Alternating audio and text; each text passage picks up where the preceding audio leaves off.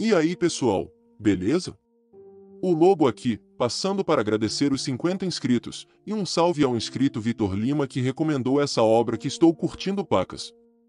Agora sem mais delongas, bora para o vídeo. Em uma caverna escura e úmida, vemos um grupo de pessoas cambaleando. O homem de capuz, enquanto carrega seu companheiro, fala que ele só precisa aguentar mais um pouco. Ao que o outro desaba. Uma pessoa do grupo anuncia que outra pessoa desmoronou, e pergunta quantos já foram até este ponto. Um dos guerreiros cochicha que os curandeiros não terão mana suficiente desta forma, enquanto o outro questiona se eles não acabarão morrendo neste ritmo. O homem que havia caído se ergue com um sorriso e fala que está tudo bem, pois eles têm a esperança do Império, o herói Bern que está presente. O herói se vira para seus companheiros e fala que eles ainda devem estar bem, já que ele ainda os ouve, ao que o grupo responde em uníssono sim senhor.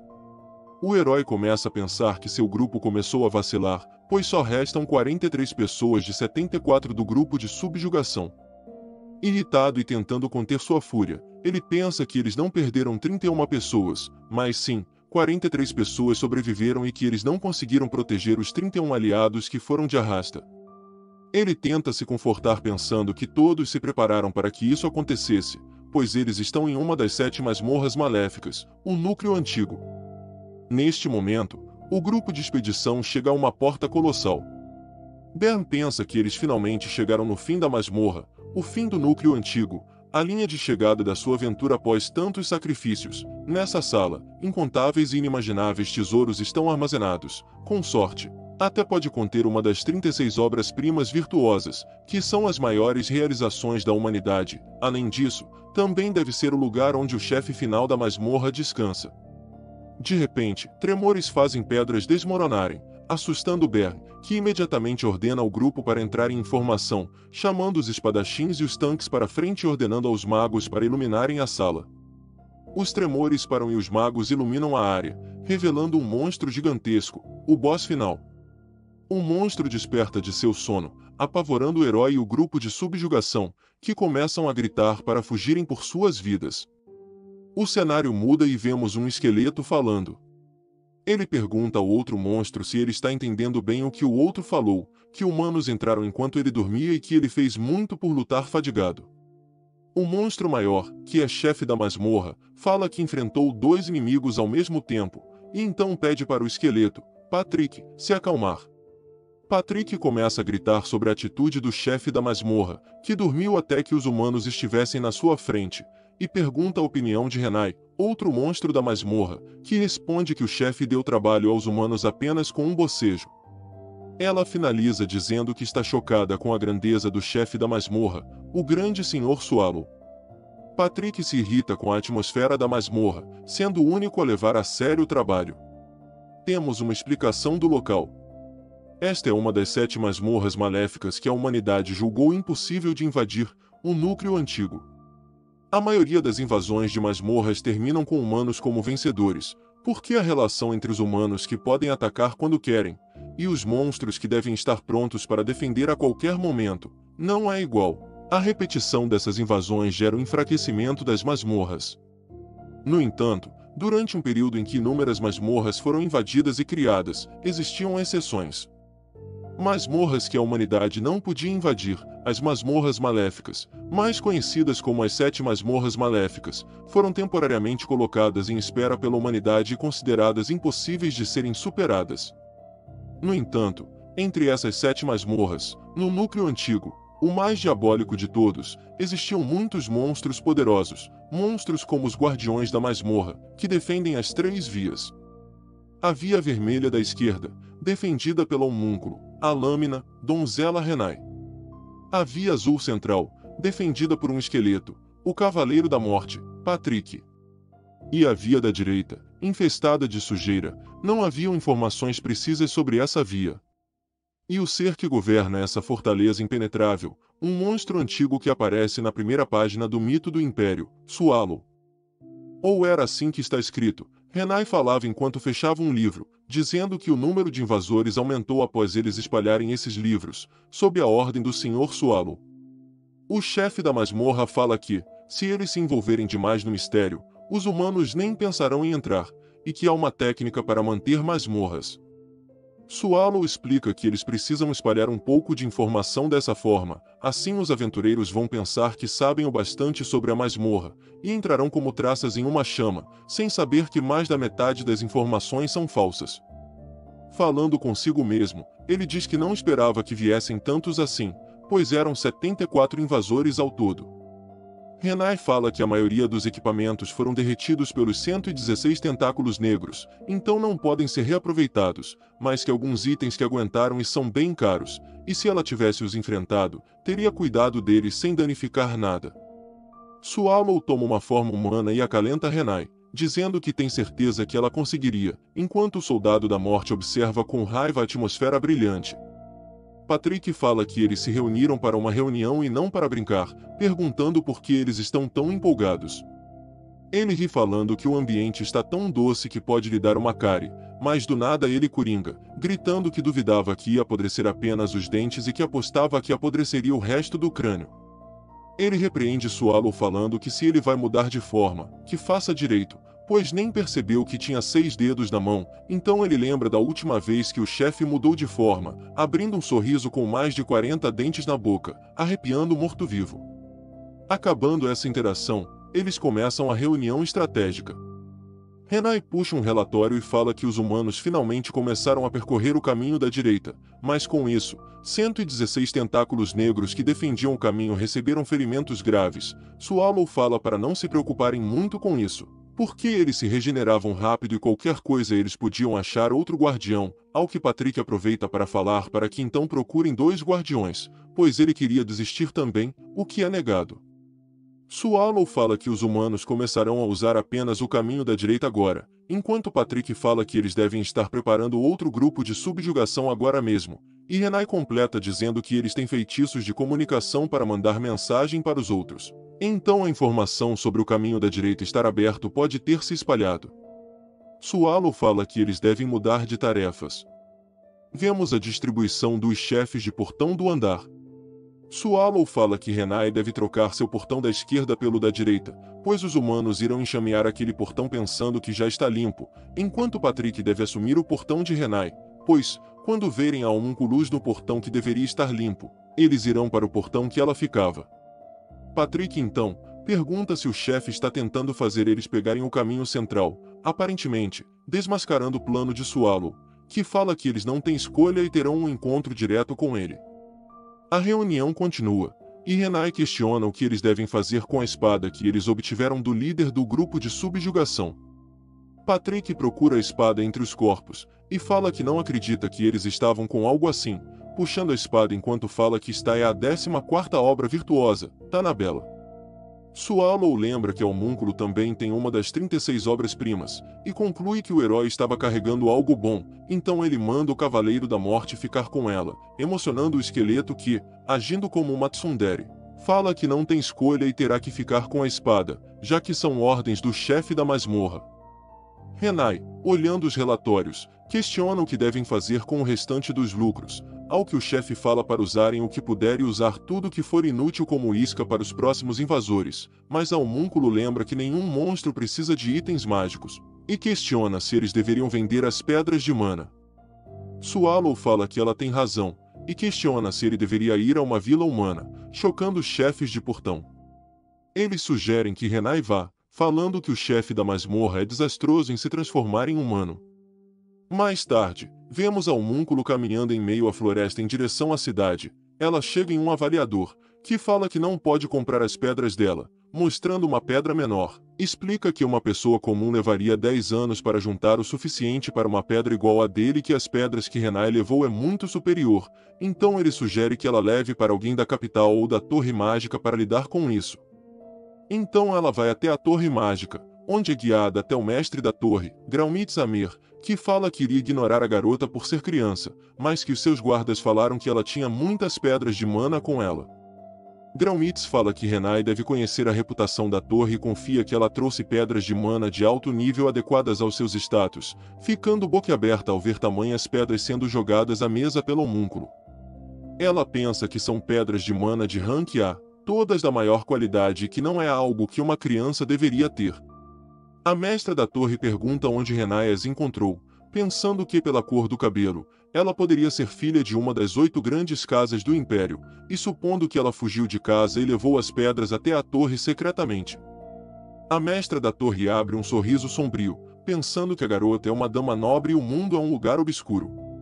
Ela se desculpa por duvidar de Renai e fala que vão comprar todas as pedras, oferecendo 50 moedas de ouro por cada, mas a homúnculo lembra do vendedor que falou que levaria 10 anos para um campeão conseguir comprar uma dessas pedras, o que seria mais ou menos 100 ouros. Então Renai ameaça Graumitz, mostrando que está ciente dos preços, assustando a mestra da torre, que pretendia passá-la para trás.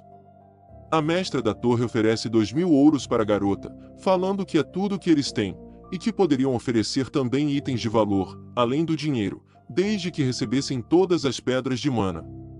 Elas vão até o andar de armazenamento da torre para escolher outros itens, e a mestra da torre apresenta alguns artefatos, com um em específico chamando a atenção da homúnculo. A maga fala que o artefato se chama Pedra do Amor Escarlate, e que é uma joia que torna o amor em uma realidade. Ouvir essas palavras fazem os olhos de Renai brilharem, enquanto Graumitz fala que infundir mana na joia em frente ao seu amor fará com que a joia traga um amor eterno entre os dois. Renai fala para a maga que quer a joia, mas Graumitz responde que é uma joia inestimável, dado suas capacidades. A homúnculo, então, oferece outro artefato, que choca a mestra da torre, por uma criança estar carregando uma das 36 obras-primas. Mais tarde, o assistente da mestra da torre questiona por que ela deu o cristal para a criança, falando que a garota com certeza vai morrer. Graumitz fala para o assistente não se preocupar, porque a garota vai morrer assim que a maldição for liberada de qualquer forma, assim como a pessoa que ela gosta, não deixando nenhuma evidência para trás. Ela finaliza, dizendo que tem pena deles. Longe dali, na masmorra Castelo Shite, uma das 7 grandes masmorras, Renai se desculpa por ter aparecido sem aviso prévio, enquanto uma ruiva corta as pontas de seus cabelos. A mulher, Erzsébet Báthory, chefe da masmorra, acalma a garota, dizendo que vizinhos devem se ajudar, e que adora a fofura da pequena homúnculo, e que ela ficará bonita de qualquer jeito.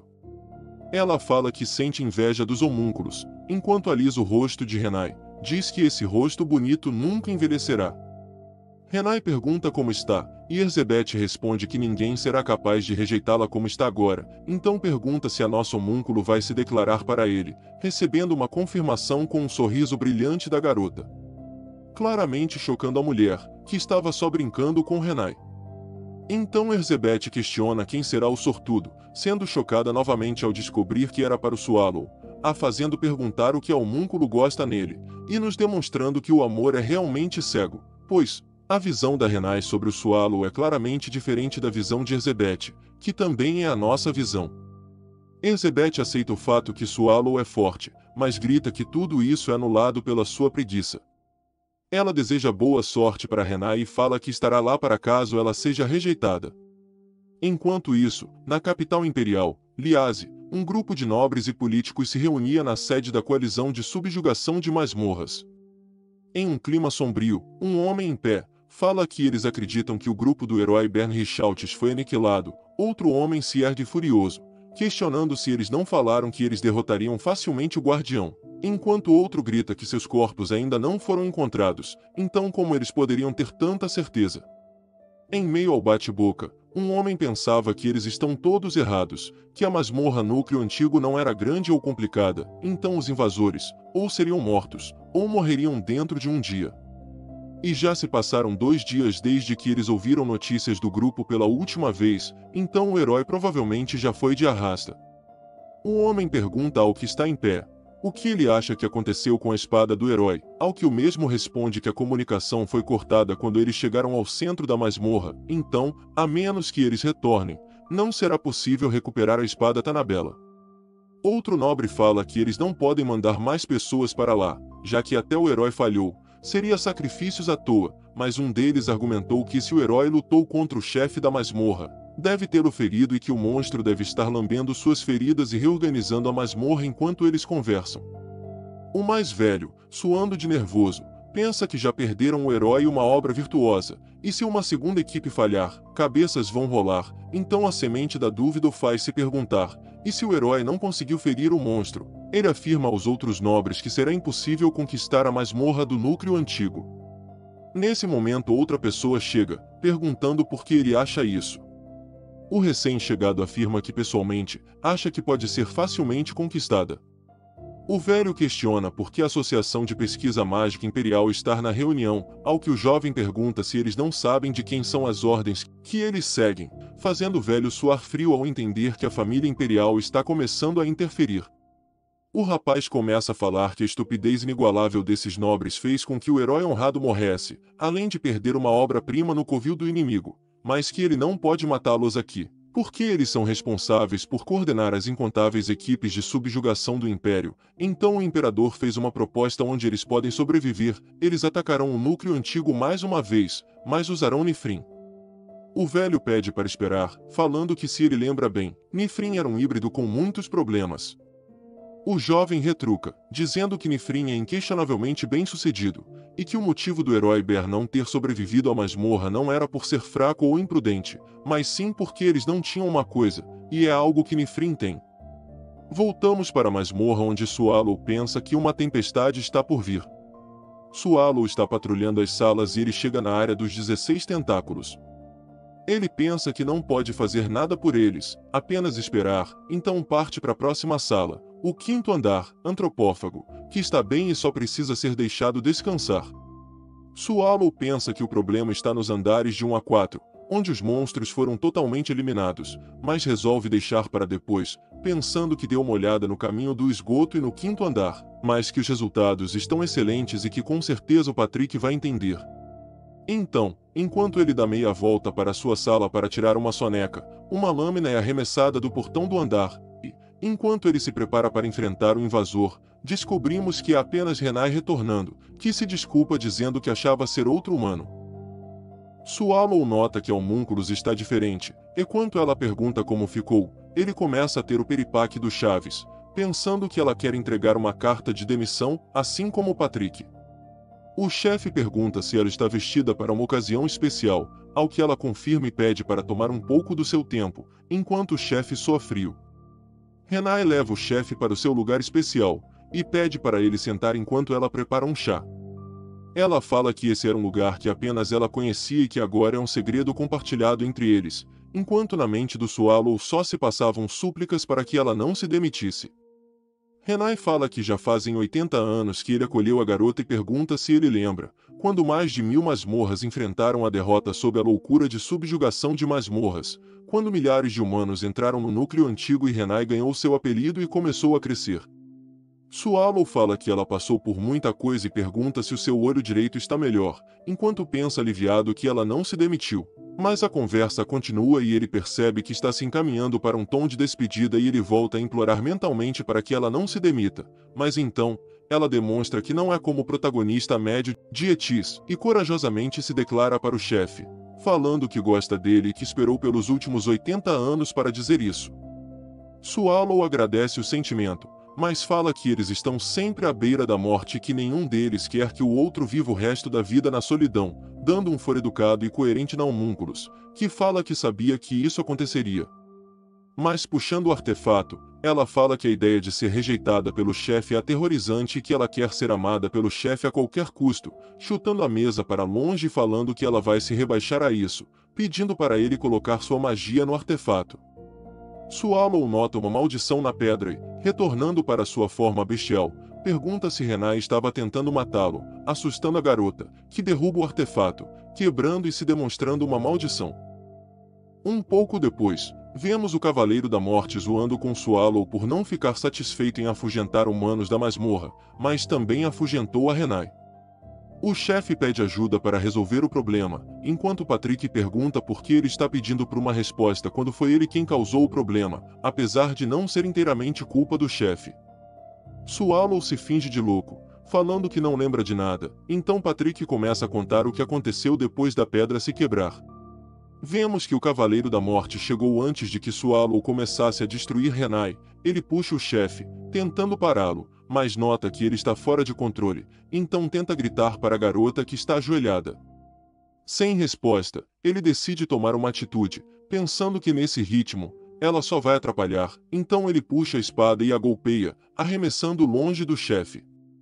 Retornando ao presente, Patrick pergunta a Swallow se ele ainda não lembra de nada. Enquanto o chefe se desculpa, ele fala que entende porque o chefe agiu daquela forma, afinal de contas, era aquela pedra.